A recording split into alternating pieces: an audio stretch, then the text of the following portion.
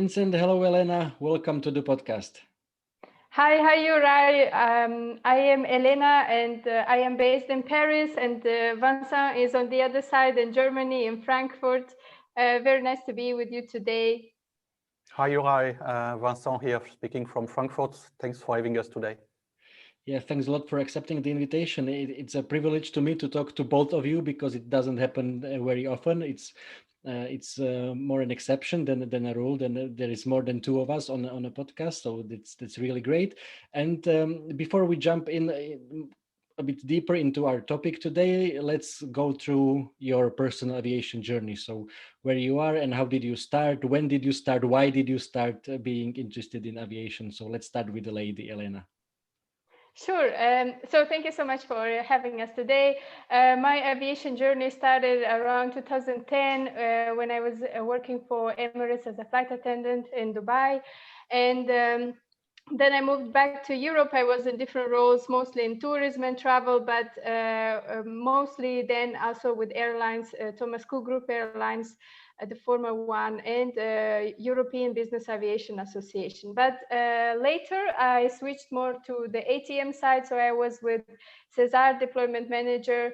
There are two organizations, so Cesar JU and Deployment Manager. So the Deployment Manager is more on the financial side and supporting the stakeholders. And now with Vincent working on bringing together the stakeholders and making some bridges between those who operate in the ATM industry. So I'm on the business development side, based in Paris, working with Vincent from Germany. We actually didn't meet yet because of the circumstances of these days, but it's going well, even in such circumstances. Wow, so you haven't met in person at all, not even once? No. Yeah, so that's different because I met you already in person, Elena, yes. more than a year ago, exactly in Dubai at the Global Investment Aviation Summit. So that's very interesting. Okay, Vincent, how about you? So my aviation journey is a bit longer already. I started working for SkyGuide, the Swiss air traffic control organization, in 2000. It was still called Swiss Control in that time, so that's how old I am. By training, my background is in IT, software development, and so on. And I didn't know anything about ATC before landing that job at SkyGuide. And then I got the bug within SkyGuide where besides the ATC, there were a lot of private pilots as well. So I also got my private pilot license, even instrument rating later on. And after 8 years at SkyGuide, I moved to Germany to join DFS, so the German air traffic control organization, still around techniques and systems for ATC, doing project management, requirements engineering, but with the part of DFS that is active on the international market. So not DFS internal, but providing DFS products all over the place to Brazil, to the Netherlands. Part of the team delivered systems to Thailand. I delivered systems to Spain. And after that, after 8 years, I left DFS to join a small company called Atrix, which is in the south of Germany, providing ground control systems to make it to keep it easy at this stage. And this is where I also had the experience of the Middle East, because Atrix had customers in Dubai and Abu Dhabi, doing sales with them. And after 2 years, I finally created a FoxATM with the idea of doing ADS-B data analysis. So basically things like measuring, runway occupancy, holding times, how efficient an airspace is used, and so on, and doing ATM consulting generally. And my first 3 customers actually were Atrix, DFS, and SkyGuide. So I still have a good relationship with those. And since then, we had many more. And after 1 year, we added a market intelligence section into the company because they have a very large network. But I will let Elena say a bit more about what we do in terms of market intelligence. Of course, but before we jump into that, how did you find her? How did you two, not meet or e-meet, let's say? That's quite easy. She messaged me. I think it was even via the contact form of the website. Yes. So basically, what happened, I was on a short contract with a company in Lyon that is working on robots for the airport side. But because of the COVID, all of that had to change a little bit. So I was looking for a new job, and it seemed very interesting what Vincent was doing. So that's how I messaged, and here we are. We talked. We put it on paper, and it sounded like there are many areas that we can work together on. Amazing. So maybe an inspiration for those young aviators out there listening to us today. There is nothing you can lose. Just try, send a message, reach out to those who you like their work or the industry, and you never know what can happen. Even you don't have to meet them at all in person.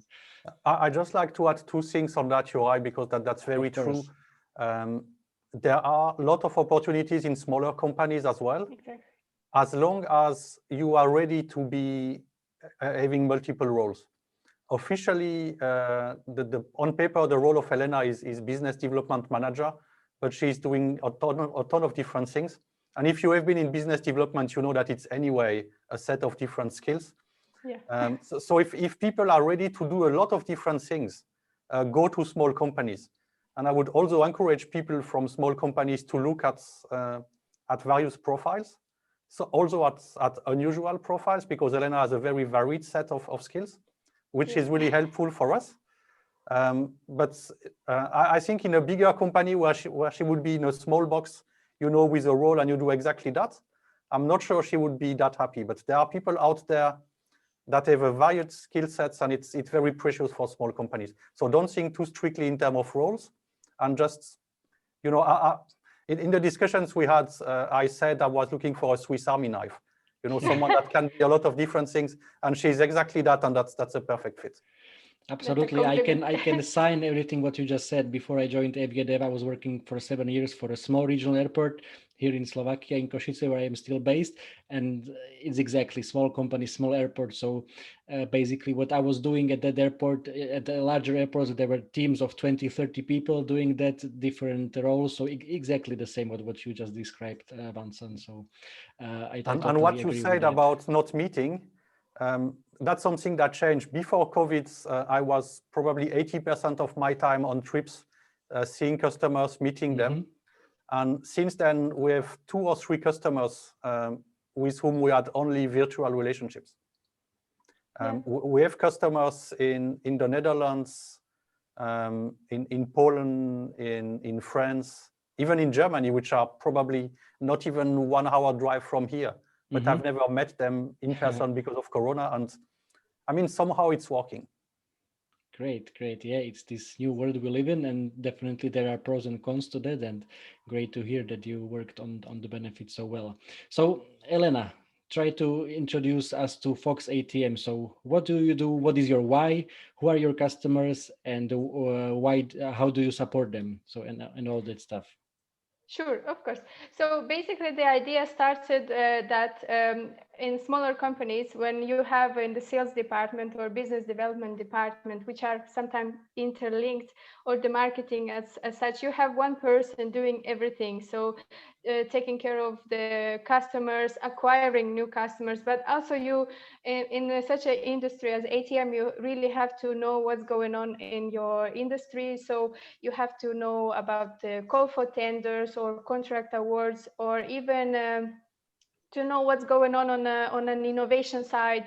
So to do all of that, it requires a lot of time. And the problem is not that the information is not available. It's that you really need to capture information that will bring you business, or that will bring you on the right track, where you stand facing your competitors and so on. So here we have a solution. Basically, you don't really have a person to go and check everything on a daily basis. So then we came with the idea to have an automated tool that will scan the websites or the sources that are really relevant to what you do.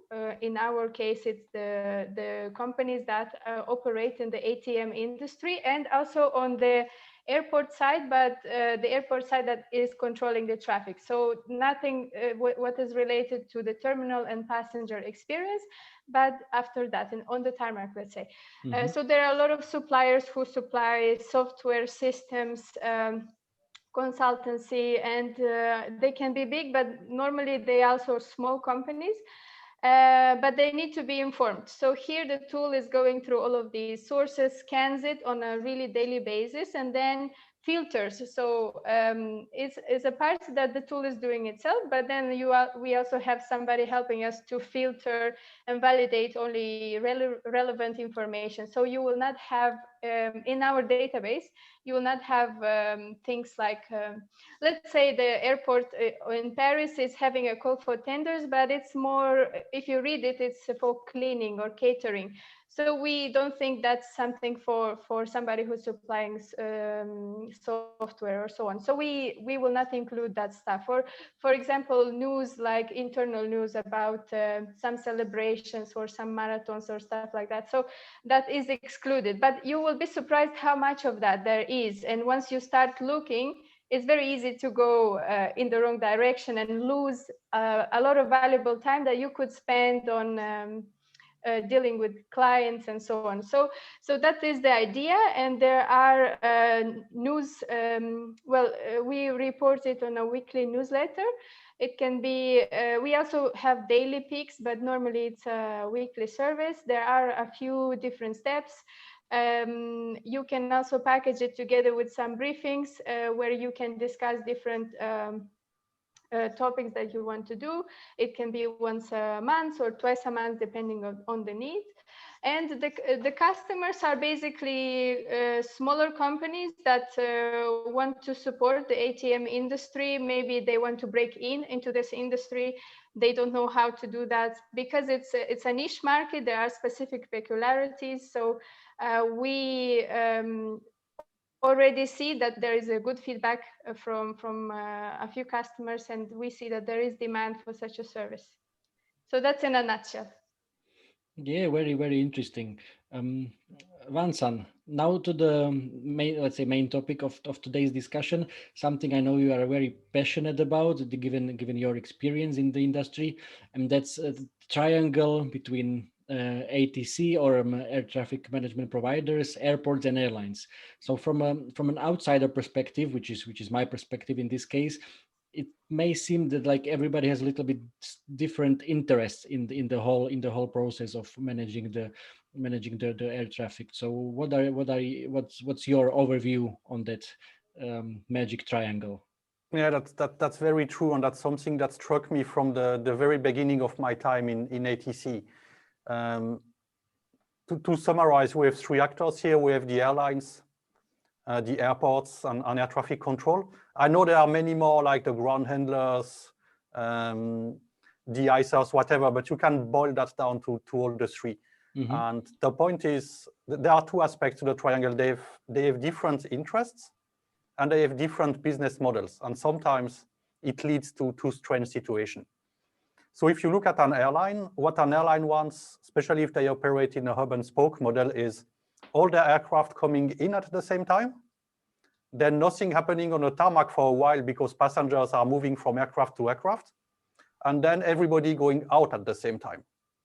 And I mean, I totally understand why airlines want to operate that way, but if you look in terms of runway utilization and asset utilization, it's not an optimal way. And for ATC, ATC wants to keep aircraft separated and the traffic flow safe, basically.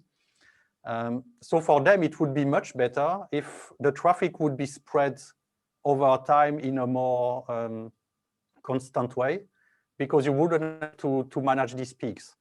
And from the airport point of view, they have slightly different goals, and that's also because of the business model. They want to use their assets the best possible. So having a runway that is not used is not so nice for them. But the difference is the airports and the airlines are paid per passenger, where ATC is paid by flight. So for ATC, if you have an empty aircraft, they get the same money that if it's a full one.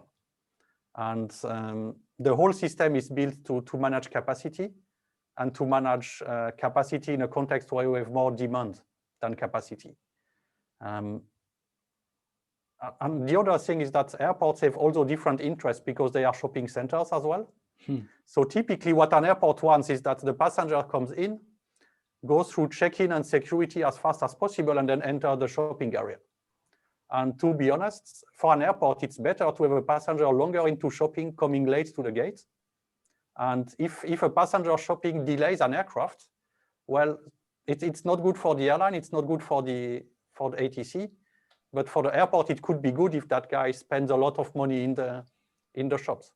Well, it depends. I would slightly argue a little bit here, especially when it comes to low-cost airlines, because usually they have in the contracts with the airports that, you know, the minimum turnaround time. So usually it's 25 or 30 minutes for an Airbus 320 or Boeing 737, and then potentially airport can pay a penalty if there is a delay because of the late departure because somebody forgot something in the shop. Well, I guess this is something that will change a bit with technology and analytics, because airports will probably be able to track passengers. And I know they are not on a named basis, but they can track passengers anonymously using Bluetooth or Wi-Fi or these things to see exactly through what they went. And I know low-cost airlines are quite aggressive in this kind of negotiations with both airports and ATC. But coming back to the business model, the difference is that ATC is paid by flights and airline and airports are paid by passengers. And it led to something really strange also in the beginning of COVID. You've probably heard of these ghost flights. Yep. You know, airlines have so-called airport slots, not ATC slots, airport slots, which is a right to operate at a certain time. And if you don't operate that slot, which you book for 6 months typically, if you don't operate it for 80% of the time on a 6 months basis, you lose it. And these slots are gold for airlines. And normally this is used to regulate the capacity, which is less than the demand. But now in COVID times, you had airlines flying empty aircraft just to keep their slots because they did not know how long the crisis will last for. And this was a big thing until the rules got waived. And to be honest, if you look at our triangle again, it kind of helped ATC in the first months of COVID because you had empty flights flying around, but this meant revenue for ATC anyway, even if they were empty. And here, the fact that we have different business models, one based on passenger and one based on aircraft, made a big difference.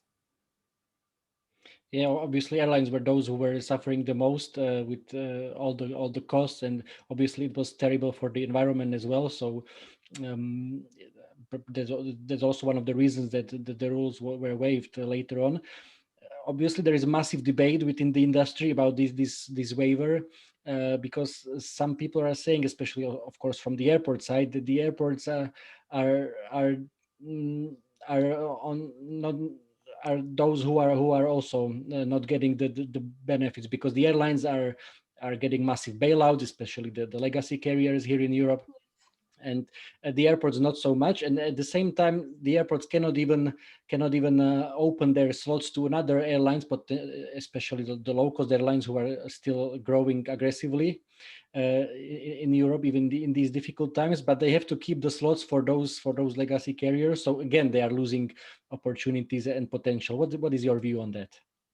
Well, the slot mechanism is something very strange from the beginning. I understand why it's here. But it's a complex topic, especially if you look at the price of the slots. I mean, slots are worth tons of money. Yeah, especially at very congested airports, yeah, like Heathrow. But it is all going to airports. If you look at what an airline pays to land, they buy the slots by the airport, but the ATC fee they pay is the same. And it makes no difference. They pay the same to ATC for landing in peak time and off-peak times. So here again, airlines all want to start at let's say 1 p.m. sharp. Nobody wants to be at 12:55 or 14:05, and this put a strain on ATC again. But that's a bit of a side topic. Waiving the rules on slots was definitely the good thing to do in the COVID time, because the mechanism just started to turn against ourselves. That mechanism was done to manage over demand and now we have overcapacity. So it was definitely the good thing to do to waive them. The question is, should we reintroduce it as it was before, or shall we think of new mechanisms? As you mentioned, airlines are getting massive bailouts, at least the ex-national carriers. Yeah. Airports is a bit of a mix because it really depends, are they still state operated or are they private entities? And this varies country by country and even airport by airport. If I look at airport close to me, Frankfurt is a private company, where Munich is still kind of depending on the state of Bayern. Mm-hmm. So they have different legal status even. So it's hard to say what the future will be, if we should reintroduce the slots as we know them, or if we should do something else.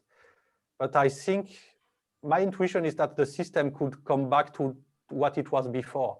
And just to give you an example, the state in France decided to give an extra package to Air France KLM yesterday or 2 days ago. Yep. Which is, if I understood correctly, not directly money, but it's a credit becoming capital, so they won't have to refund that. But the counterpart that the state wanted is that Air France gave up 18 slots at Paris-Orly to make room for others. Mm-hmm. And for me, this is kind of a sign that the slot system will remain in place. Probably because we have no better one. And I know I've been critical of that triangle of the different business models and so on. But it's probably what Churchill was saying about democracy. You know, it's an horrible system, but it's the best we have. So I don't know if we will find something better than slots and if we will change the business models in the future to come to a different way of funding aviation. I mean, there are other models. If you look at the other side of the Atlantic, if you go in the US, the FAA is funded by taxpayers. So it's totally part of the government. There are no ATC fees. There are airport slots and things like that, but the ATC is completely funded differently. So there are ways. Should we change them? Are there better ones? Hard to say.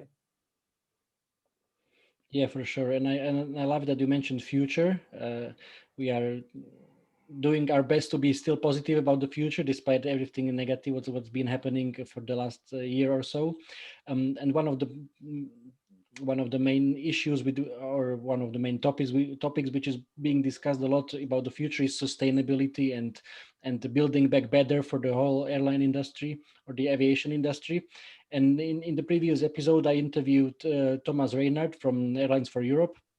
And we are talking also about the single European sky, which is definitely very, very much related to what you guys do.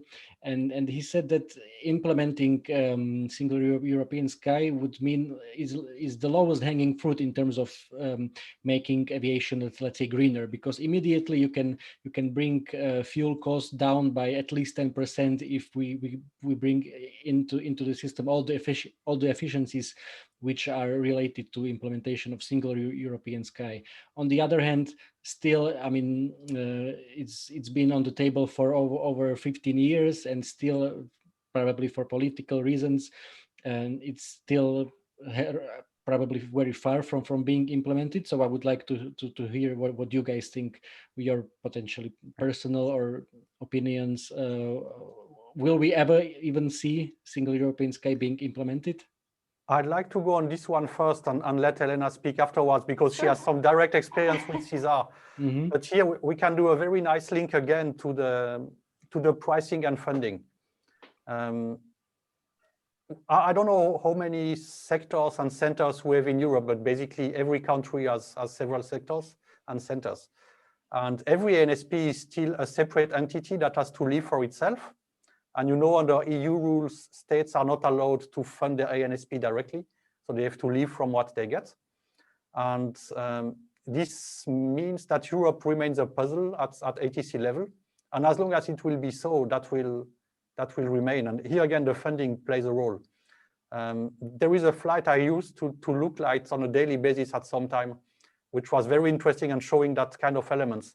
It's a Lyon to Vienna flight, so Lyon, France to Vienna, Austria, and it basically goes over Switzerland. But there are days where you see this flight goes over Switzerland, and there are other days where it goes over Italy. which is a bit of a longer route.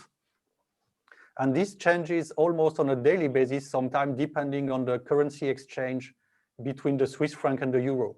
So airlines check, okay, if today Swiss franc is cheap, they go direct. If Swiss franc is expensive, they go over Italy. And the point is, as long as we will have these entities that are relatively small and living only from the traffic they get, it could lead to some inefficiencies. And for example, if some CESAR projects or innovation project will lead to all flights going always over Switzerland and not over Italy, I'm not sure that ENAV would be really happy with that. So yes, we try to improve, to reduce the environmental impact of aviation, but we also have to be careful of our business models. Because if you give better trajectories, more direct trajectories, and which means you lose traffic because of that, then as an ANSP, you are hurting yourself.